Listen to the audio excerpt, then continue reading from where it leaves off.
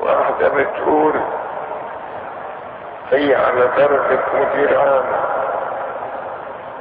تزوجت سنة 92 وليها ابن في الاعدادية، وتقول زوجي لا يعمل وكذاب وينقل الكلام بين الناس ويسبب المشاكل ويعود في منتصف الليل ويرفع صوته ويصل إلى حد ضربي وإهانتي أمام الناس ويسيء سمعتي.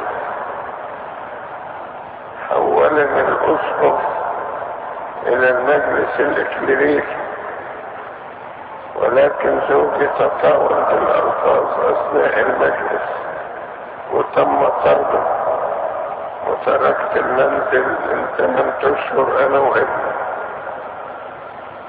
أرجوك ترشدني ماذا أفعل. وأحسن حاجة إنك تنسي إنك اتجوزت وتاخدي بالك من رعاية ابنك، لكن المجلس الإكليريكي ما يقدرش يفصل بينك وبين زوجك، مش من اختصاصاته، لاختصاصات المحكمة. ولو المحكمة فصلتك عن زوجك الكنيسة مش هتقدر تجوزك. هو أحسن حاجة الناس يفتحوا عينيهم قبل الزواج، مش يتجوزوا بعد ما يتجوزوا يكتشفوا ان الزوج مش كويس.